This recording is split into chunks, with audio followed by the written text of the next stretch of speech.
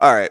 So here's something, and we, like I said, this episode premiered last week. We got a chance to talk about it a little bit in the text chain, but like the allusion to this idea that hey, they were going to do Inferno. Fair to say, a complicated comic book series. Would that be fair? Yeah, like so this is Pete Claremont where he's almost like in remaking the team from the giant size team. He's the he's really kind of taken ownership, and this is a story with in the comics with threads laid for a long time that Mm-hmm. finally play out. And yeah, so definitely fair to say. And also interesting in the this was the post Dark Phoenix with top down editorial input on how to handle that. Not Right. only that she's got to go, and oh by the way, she's got to come back.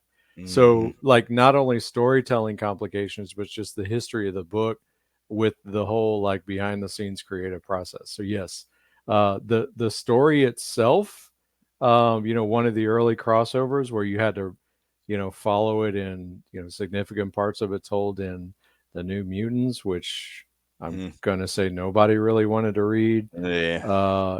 X Factor, X which at Factor. that point was pretty solid, Mm-hmm. and then the single X-Men book. So difficult to follow just as a reader in a fairly constrained series of books, but then a whole lot of stuff going on Yeah. also. Also in a fairly constrained financial environment as well, because I mean, that we're finishing high school at this point or currently in. So I mean, again, book prices compared to where they are now are nothing, but we are also broke. But this, what you said, this is also paying off. Well, two things.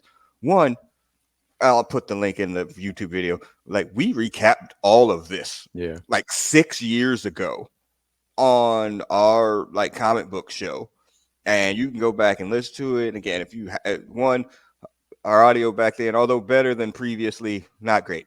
Two, we kind of take the piss out of comic books like on purpose. So if you're waiting like, oh, they're gonna like go and bow down to all this, when it's good, we definitely do. And these books were pretty good. We didn't like piss on it too much, but there are parts of it that Yeah. needed to have the piss taken out of it. Okay. So I know when you got back in, when did you get out? Like, were you reading this in real time? I wouldn't think so. If Hutch is gone, I'm like, I'm Yeah. not doing this. I was trying to beat Sonic, so or like Super Mario Brothers, like something like that. Like I was definitely out of the game at that point. That's also when Sandman went away to the Mhm. military, or whatever. So I had no way to get to a comic book store, so I was out. But Yeah, because this yeah, was all back. This was all back issue for me for yeah. sure. Yeah, that is that for me too. And I mean, I posted on my Twitter, like I went digging in the boxes for my daughter to get the actual Yeah. books out, and like we're fired up and ready. But yeah, but this does pay off this long series of freaking comic books, starting all the way back in. I mean, Madeline Pryor gets introduced in like the 60s, something like that. Like after, or was it this 170? I mean, it was a while ago when she I would finally have put gets it like introduced. 180 or so. But No, because it's after the Brood, right? yeah, but 175 is when Mastermind takes her over Mm, and does that story. So it's before okay. that. So like no, they get introduced at Wolverine's. That's all Paul Smith, which we did all of his like very brief run. Yeah. So Rogue joins the team. Like that's when the team gets fully introduced to Madeline. So I mean, yeah, we're talking in probably the 160-ish area, but we're in the 239 to 240s at this point. So do the math at 12 books a year. I mean, this is paying off way down the road. So, yes, classic Claremont.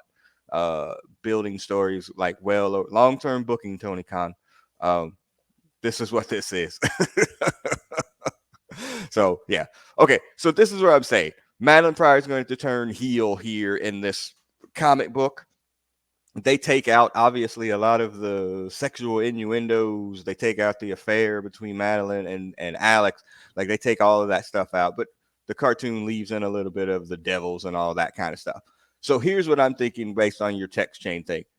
The idea that they condensed this massive story into 23 minutes was bothersome. Correct?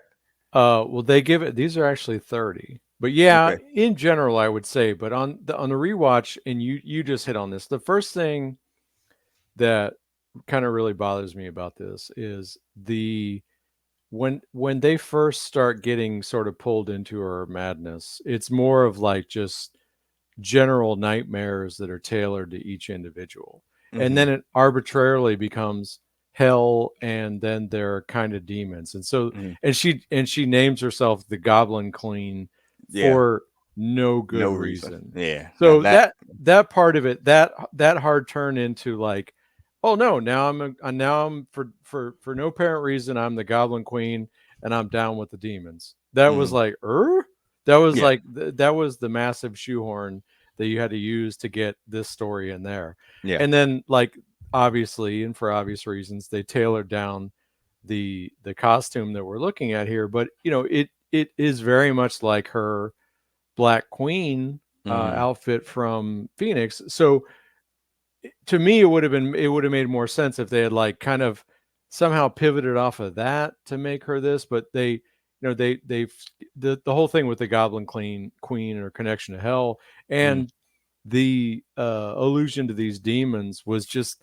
really abrupt and not handled. And then spoiler alert for episode 4, it seems like they're getting right into another demonic story much more meaningfully. So that Right. that was the uh, you know I didn't necessarily want to see this portrayed over an entire season, although you could have made this an arc and revisited it. It could have been Mm-hmm. the main storyline, but they definitely condensed it. But it's more that they shoehorned specific things about it for no real justifiable reason. And Yeah. the connection to the demons, which was always weird but made sense Mm-hmm. if you're also telling the New Mutant story and magic, Mm-hmm. that makes sense. But here it was just like, because I'm the Goblin Queen Yeah. in the comics, you can call me Yeah. the Goblin Queen. Right. And I agree with you. And like again, going back and reading these books over the last few days, they're again, if you listen to us for a long time, these are not one shit books.